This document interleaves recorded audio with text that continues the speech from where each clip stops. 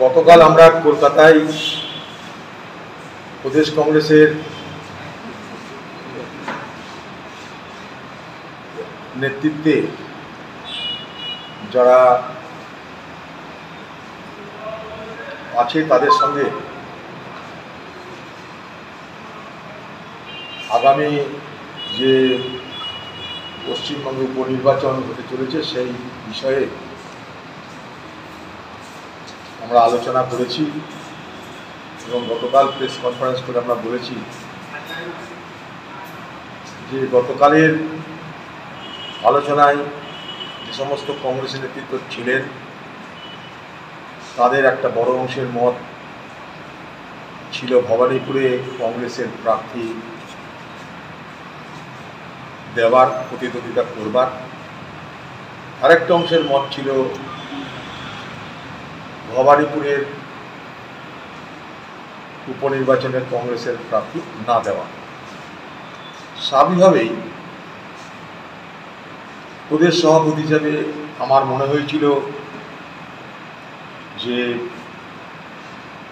প্রদেশ কংগ্রেস নেতৃত্বের যাদের অংশগ্রহণে এই মতের আদান প্রদান হলো তাদের সেই সমস্ত মতগুলোকে সংগ্রহ করে দিল্লির নেতৃত্বকে অবগত করানো।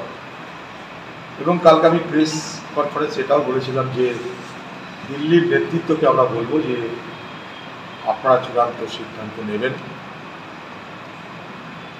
কারণ আমরা যাই করি না কেন সর্বোচ্চ নেতৃত্ব যেহেতু অল ইন্ডিয়া কংগ্রেস কমিটি, তাই তারা যে সিদ্ধান্ত নেয় সেই সিদ্ধান্ত আমরা মেনে নিয়ে কংগ্রেস দলটা করি।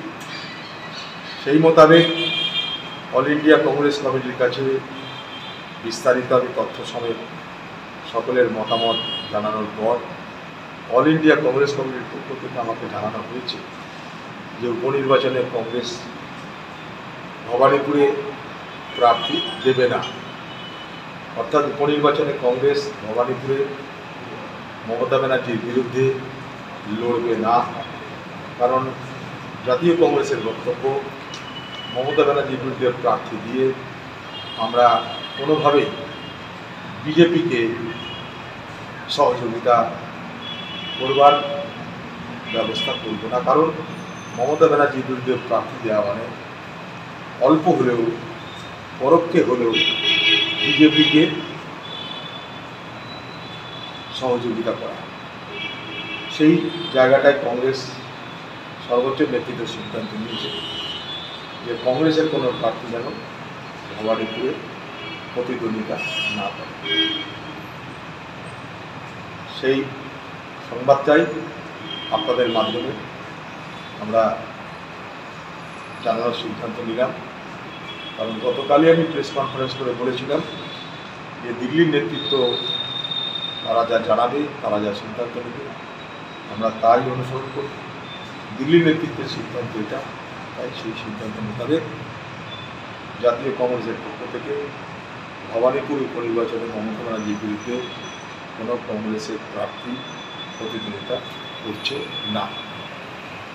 দাদা, কালকে অভিষেক ব্যানার্জি কালকে বলেছেন যে কংগ্রেসকে দমিয়ে রাখা যায়, আমাদেরকে দমিয়ে রাখা যাবে না। আমরা দেখুন, যারা বলছে তারা রাজনীতিতে অত সব খবর রাখেন না, নাহলে এই ধরনের ছেলে মানুষই মন্তব্য তাদের করতে হতো না। কারণ কংগ্রেস দলের সঙ্গে BJP party political, ideological, cultural অর্থাৎ রাজনৈতিক, সাংস্কৃতিক এবং আদর্শগত বিরোধ, দ্বন্দ্ব আজ থেকে নয়, শতাব্দী প্রাচীন এই দ্বন্দ্ব আমাদের চলছে। অর্থাৎ কালচারালি, আইডিওলজিক্যালি, পলিটিক্যালি বিজেপি পার্টির বিরুদ্ধে আমাদের লড়াই আজকের হঠাৎ করে নতুন লড়াই নয়, গজিয়ে ওঠা নতুন লড়াই নয়। আমরা পলিটিক্সে পারভেনু নই, হঠাৎ করে গজিয়ে উঠে বিজেপি বিরোধিতা করার রাজনৈতিক দল নই। বিজেপির বিরুদ্ধে আমাদের লড়াই শতাব্দী প্রাচীন লড়াই। যদি সেই লড়াইয়ের ইতিহাস কারো জানা না থাকে সেটা আমাদের জন্য দুর্ভাগ্য। তাদেরকে স্মরণ করে দিয়ে বলতে চাই, মাত্র কিছুদিন আগেও ভারতবর্ষের প্রাক্তন অর্থমন্ত্রী পি চিদম্বরম সাহেব, যাকে এই ইডি গ্রেপ্তার করবার সময় আমরা দেখলাম মনে হচ্ছে এক আতঙ্কবাদীকে, লস্কর-ই তৈবার জৈশ-ই মোহাম্মদের কোনো আতঙ্কবাদীকে ধরতে যাচ্ছে, পাঁচিল টপকিয়ে পি চিদম্বরের ঘরে ঢুকে রাইফেল নিয়ে, অটোমেটিক রাইফেল নিয়ে, আধুনিক অস্ত্রে সজ্জিত হয়ে পি চিদম্বরম সাহেবকে গ্রেপ্তার করা হয়। পি চিদম্বরম সাহেব কে ছিলেন? ভারতবর্ষের প্রাক্তন অর্থমন্ত্রী। পি চিদম্বরম সাহেব ভারতবর্ষের একজন নামকরা, একবারে নামকরা একজন আইন বিশেষজ্ঞ। তাকে জেল পর্যন্ত খাটতে হলো। জেল থেকে বেরিয়ে আসার পর প্রত্যেক রবিবার ইন্ডিয়ান এক্সপ্রেসে এই সরকারের বিরুদ্ধে একটা করে আর্টিকেল তাকে লিখতে আমরা দেখি। তাই বিজেপির বিরুদ্ধে লড়াইটা কংগ্রেসের আজকের নতুন লড়াই নয়। এখন কেউ যদি না জানে কংগ্রেসের ইতিহাস, তাহলে তার জন্যে আমরা দুঃখিত। এবং আমি মনে করি এ কথা যারা বলছে তারা পরোক্ষে বিজেপির বিরুদ্ধে যে সংঘবদ্ধ শক্তিকে লড়াই করবার জন্য যে আলোচনা চলছে ভারতবর্ষে, সেই বাতাবরণটাকে জ্ঞানে অজ্ঞানে দুর্বল করছে। আমি আরও বিশ্বাস করি যে টিএমসি পার্টির যিনি সুপ্রিমো মমতা ব্যানার্জি, তিনি নিশ্চয়ই এই ধরনের মতামতকে সম্মতি দেবেন না। তার কনকারেন্স নিশ্চয়ই থাকবে না। তার দলে নানা রকমের নেতা আসে, কেউ কোথাও কিছু বলতে পারে। সবটা মমতা ব্যানার্জির কথা আমি এটা মনে করি না। কারণ কংগ্রেস দল বিজেপি পার্টির কাছে ভয়ে গুটিয়ে গেছে, এই কথা বললে হাস্যস্কর হয়, বাতুলতা হয়, ছেলে মানুষের হয়। আচ্ছা, যে সিদ্ধান্ত আপনাদেরকে আত্মসমর্পণ করা হলো না তৃণমূলের কাছে, যে সিদ্ধান্ত তৃণমূল প্রমাণগুলি প্রার্থী না আত্মসমর্পণ করার সামিল, আপনারা এখন বুঝছেন যে এখন বিজেপির সহযোগিতা করছে। বিধানসভা নির্বাচনের আগে তো তৃণমূলের বিরুদ্ধেই লড়লেন। আপনাদেরকে কি বললাম একটু আগে, সর্বভারতীয় কংগ্রেস নেতৃত্ব সিদ্ধান্ত নিয়েছে, সর্বভারতীয় কংগ্রেসের যে সিদ্ধান্ত নিয়েছে সেই সিদ্ধান্ত আমরা মেনে নিয়েছি। সর্বভারতীয় নেতৃত্বের বিরুদ্ধে তো আপনি আগে অতীতে দেখেছি সিদ্ধান্ত নিয়েছেন, এবার কি নেবেন?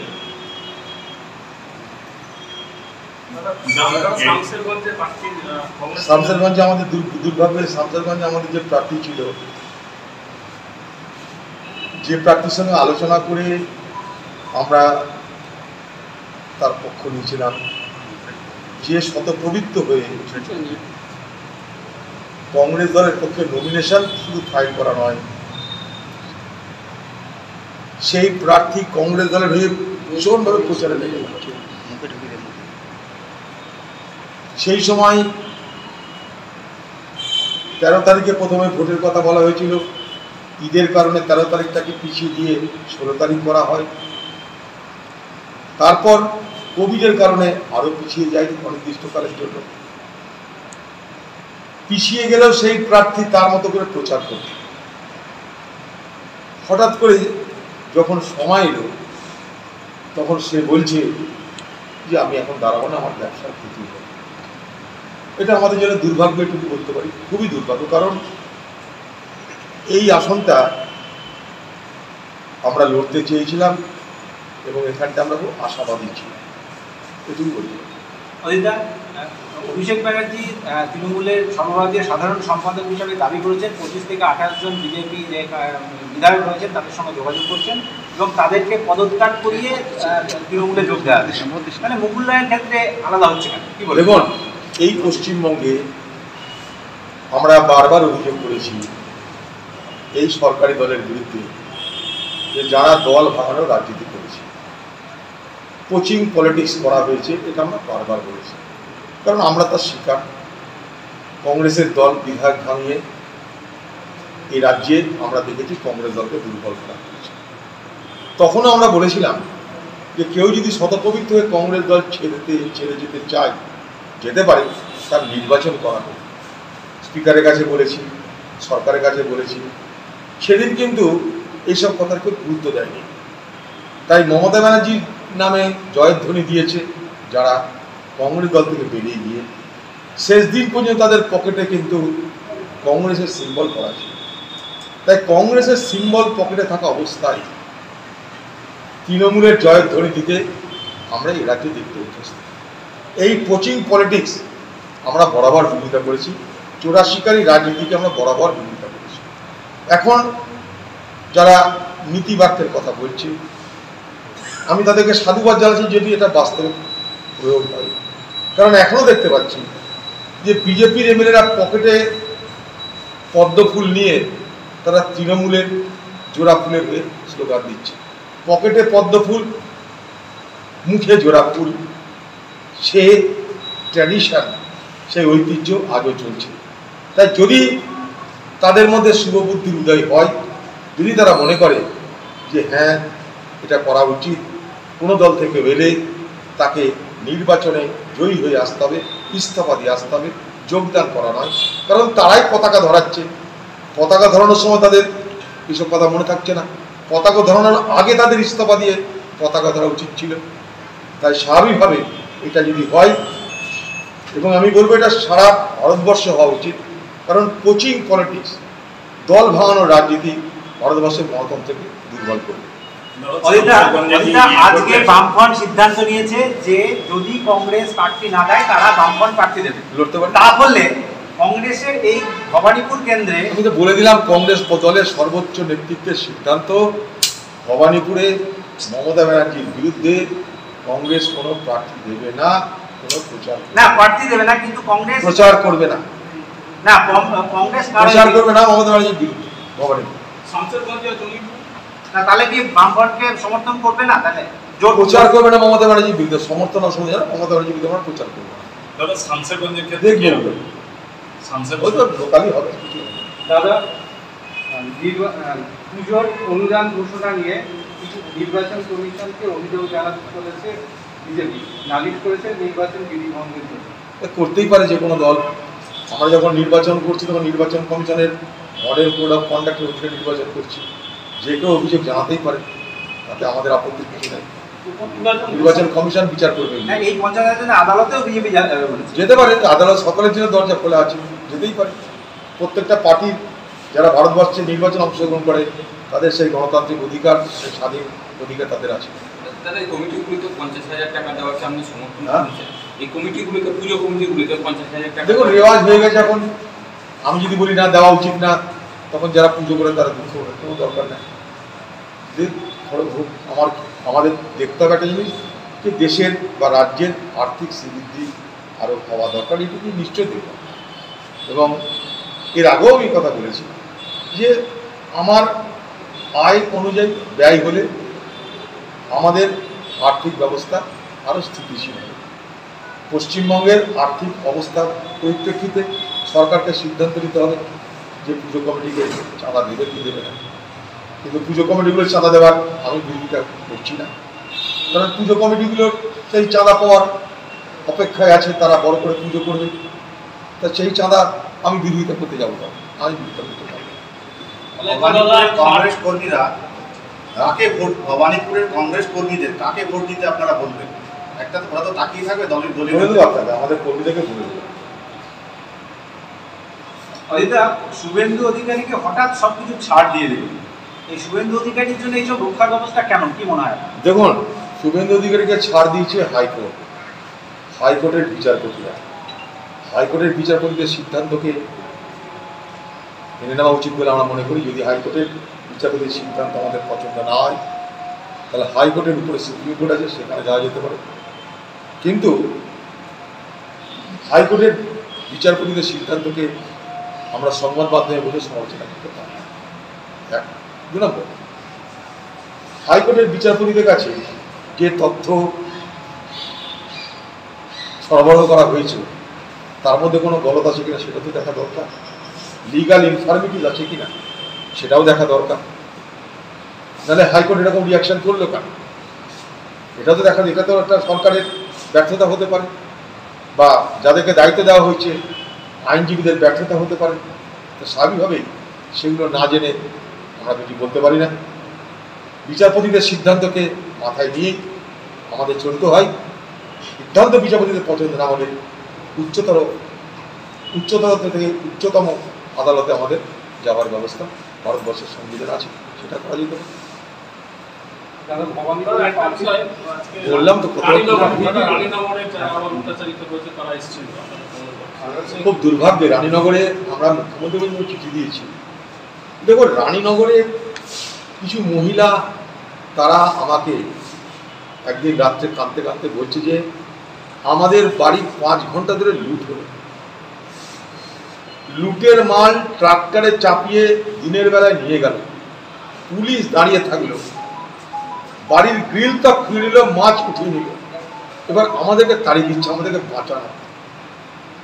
আমি দিকবিদিক না তাকিয়ে পুলিশকে ইনফর্ম করে, পুলিশকে খবর দিয়ে তারপর দিন সকালে আমি সেখানে পৌঁছি। বিবেকের তাড়না, মানবিকতার তাড়না, একটা মহিলার আর্তনাদের সম্মান দিয়ে, মহিলাদের আর্তনাদকে গুরুত্ব দিয়ে তাদের পাশে দাঁড়ানোর মানসিকতা আমাকে সেখানে নিয়ে গেছিল। কে অপরাধী কে অপরাধী না আমি জানি না, কে অপরাধী কে অপরাধী না পুলিশ জানে, কোর্ট জানে, কিন্তু আমি এটা জানি, যাই হোক না কেন বাড়ির দরজা জানলা খুলে নিয়ে গিয়ে বাড়ির মা বোনেদের বাড়ি থেকে বার করে দেবার অধিকার কার আছে আমার জানা নাই। না পুলিশের আছে, না বিচার ব্যবস্থার আছে, না কোনো রাজনৈতিক দলের কর্মীর আছে, এটাই মনে করি। তাই সেই মানসিকতা নিয়েই আমি রায়নগরে গেছিলাম। এবার সেখানে আমাকে ঘেরাও করা হলো, আমাকে অপমান করার চেষ্টা করা হলো, সেটাও পুলিশের চোখের সামনে। অথচ আমি পুলিশকে বলে গেছি, মুখ্যমন্ত্রীকে আমি জানিয়েছি সেখানকার ঘটনা, আবার জানাবো। এখনো অত্যাচার বন্ধ হয়নি। বাংলার মুখ্যমন্ত্রীর কাছে আমার আবার দাবি যে আপনি বাংলার মুখ্যমন্ত্রী, আপনি নির্বাচনে দাঁড়াচ্ছেন, আপনি নির্বাচিত হয়েছেন, আপনি পশ্চিমবঙ্গের মুখ্যমন্ত্রী হয়ে আছেন, আপনার রাজ্যে গ্রাম বাংলার মহিলারা বাড়িঘর ছেড়ে কাঁদতে কাঁদতে এক কাপড়ে আমাদের পার্টি অফিসে বলছে আমাদেরকে বাঁচান। এটা কি বাংলার ভাবমূর্তিকে কলঙ্কিত করছে না? আমার প্রশ্ন, যদি কলঙ্কিত করে আপনি তাহলে এখানকার প্রশাসনকে বলুন এগুলো থামাতে। এখানকার প্রশাসন সব জানে, আমরা কারোর পক্ষে ওকালতি করছি না, কারোর বিপক্ষে ওকালতি করছি না। আমি ঘটনার কথা বলে, সেই ঘরের মা বোনেদের আর্তনাদের কথা বলে আপনার কাছে বলতে চাইছি, সেই মা বোনদের আপনি রক্ষা করবেন। তারা যদি খুন করে থাকে জেলে বলুন, আর সেই মা বোনেরা যদি খুন না করে থাকে তাদের আর্তনাদের হাত থেকে রক্ষা করুন। এটা আপনার দায়িত্বের মধ্যে পড়ে, নৈতিক দায়িত্বের মধ্যে পড়ে, সাংবিধানিক দায়িত্বের মধ্যে পড়ে বাংলার মুখ্যমন্ত্রী। আজকে বারবার করে সেখানকার মহিলারা আমাদের কাছে আসছে, আমরা পুলিশকে বলছি, পুলিশ এখানকার যেমনকার তেমন বসে আছে। কি কথা এটা? এটা কি হচ্ছে? এই জিনিস বন্ধ হোক বাংলায়, এই জিনিস বন্ধ হোক মুর্শিদাবাদে। আবার দাবি করছে আপনার কাছে। অজিতদা, অভিষেক ব্যানার্জি বলেছেন চক্রান্ত করা হচ্ছে আমাদের বিরুদ্ধে, কি বলবেন? দেখুন, কার বিরুদ্ধে চক্রান্ত করছে আমি এখানে বসে বলতে পারছি না। তাদের মনে হচ্ছে চক্রান্ত করছে। আমাদের বিরুদ্ধে চক্রান্ত করে, তাদের বিরুদ্ধেও চক্রান্ত করে। আমরা সবাই চক্রান্ত তো শিকার। আমরা কি চক্রান্তের শিকার নই? নিজেদের অন্তর্দর্শন করা দরকার সকলে, আমাদের সকলের অন্তর্দর্শন করা দরকার রাজনীতিতে কি হচ্ছে না। আমরা কিন্তু এর আগে অভিযোগ করেছি, পশ্চিমবঙ্গে বালি পাচার হয়, পশ্চিমবঙ্গে গরু পাচার হয়, পশ্চিমবঙ্গে কয়লা পাচার হয়। এই অভিযোগ কিন্তু আমরা করেছি, আমি সরে যাচ্ছি না সেখানে, আমি নিজে করেছি। পশ্চিমবঙ্গে হয় এগুলো। কেউ নির্বাচিত হয়ে গেল মানে এটা নয় যে সব পাচার বন্ধ হয়ে গেছে। কেউ নির্বাচিত হয়ে গেল মানে এটা নয় যে সিন্ডিকেট রাজ বন্ধ হয়ে গেছে। এই অভিযোগ কিন্তু আমাদের ছিল, এই অভিযোগ আমাদের আজও আছে, কারণ আজও এগুলো বিদ্যমান। এগুলো যতদিন থাকবে ততদিন আমরা বলতে থাকবো। আবার বলছি, ঘটনার কথা বলি, পক্ষ বিপক্ষ নয়। ষড়যন্ত্র যাদের মনে হচ্ছে তারা ষড়যন্ত্রের কথা বলছে, আমি যা দেখছি তাই বলছি। বাংলায় চুরি, বাটপাড়ি, সিন্ডিকেট, দুর্নীতি এগুলো কিন্তু চলছে। এগুলোকে রোগ থেকে মুক্ত করার দায়িত্ব পশ্চিমবঙ্গ সরকার। তাদের কাছে নিশ্চয়ই তাদের দৃষ্টি আকর্ষণ করার জন্য আমরা বারবার এগুলো বলি। আমাদের কাজ এইটা, সরকারের দৃষ্টি আকর্ষণ করা। বিরোধী দলের এগুলো কাজ, সেই কাজ কিন্তু আমরা অনবরত করতেই থাকি। দাদা, লক্ষ্মী ভান্ডারে আপনার যক্ষ্মারোগের জন্য চিকিৎসার জন্য টাকা দেওয়া হচ্ছে, কি বলবেন? একটা রোগী যদি টাকা পায় আমাদের আপত্তি তো কিছু নেই, যে ভান্ডার থেকেই হোক। টাকা যদি থাকে টাকা মানুষকে দিতে কোনো আপত্তি নেই। কিন্তু আবার বলছি আমি যে একদিকের টাকা দিতে গিয়ে আরেক দিকের টাকা যেন হাত না পড়ে, কারণ আমাদের সব কাজে কোনো কিছু স্পষ্ট নয়।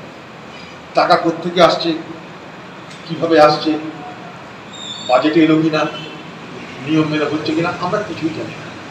শুনছি লক্ষ্মীর ভান্ডার, লক্ষ্মীর ভান্ডার, লক্ষ্মীর ভান্ডার। সেই ভান্ডারের টাকা কোথা থেকে আসছে, কতদিন কি টাকা চলবে, সেই টাকা দিতে গিয়ে এক ভান্ডার দিতে গিয়ে আরেক ভান্ডার খালি হচ্ছে কিনা আমরা কিছুই জানি না। স্বাস্থ্য আছে, শিক্ষা আছে, রাস্তা আছে, বিদ্যুৎ আছে, উন্নয়ন আছে, অনেক কিছু আছে, কৃষি আছে, সেখানে কোনো টান পড়ছে কিনা আমরা জানি না, কারণ সরকার আমাদের কাছে বিস্তৃত তথ্য দেয়নি।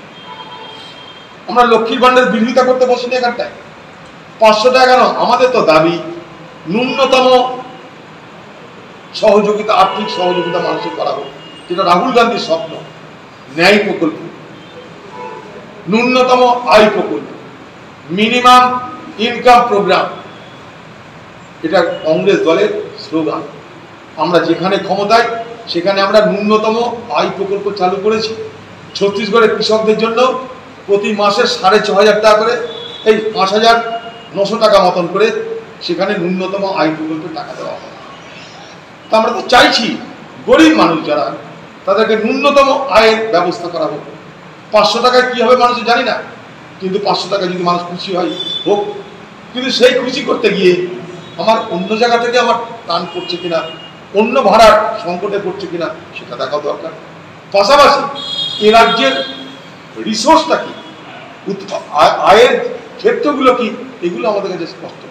খবরের কাগজে পড়ি মদ বিক্রি করে আয়, লটারি বিক্রি করে, জমির রেজিস্ট্রেশনের খরচা বাড়িয়ে আয়, বিদ্যুতের দর বাড়িয়ে আয়। একটা মানুষের জীবনে শুধু 500 টাকা দিলেই হবে না, আরও তার জীবনে যে সমস্ত খরচ আছে, তেল, ডিজেল, পেট্রোল, গ্যাস, সব কিছুর দর বেড়ে গেছে।